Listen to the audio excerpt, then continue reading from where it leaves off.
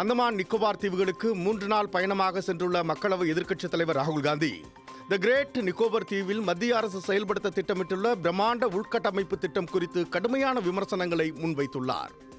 இந்த திட்டத்திற்காக சுமார் 160 சதுர கிலோமீட்டர் பரப்பளவிலான மழைக்காடுகள் அழிக்கப்படும் என்றும் கோடிக்கணக்கான மரங்கள் வெட்டப்படும் அபாயத்தில் இருப்பதாகவும் ராகுல் காந்தி கவலை தெரிவித்துள்ளார்.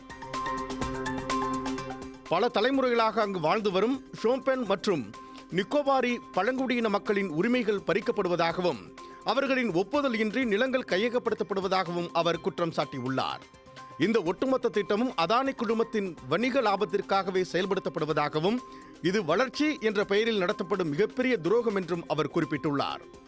உள்ளூர் பழங்குடியின தலைவர்களை சந்தித்து பேசிய ராகுல் காந்தி அவர்களின் வாழ்வாதாரம் மற்றும் கலாச்சாரம் இத்திட்டத்தால் கேள்விக்குறியாகி உள்ளதை சுட்டிக்காட்டினார்.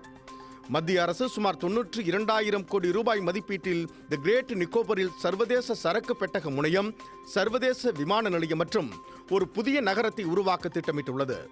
இது இந்தியாவின் உத்திசார் வளர்ச்சிக்கு முக்கியமானது என அரசு தரப்பில் கூறப்பட்டாலும் இது மிகப்பெரிய சுற்றுச்சூழல் பேரழிவிற்கு வழிவகுக்கும் என எதிர்க்கட்சிகளும் சமூக ஆர்வலர்களும் தொடர்ந்து எச்சரித்து வருகின்றனர் என்பது குறிப்பிடத்தக்கது.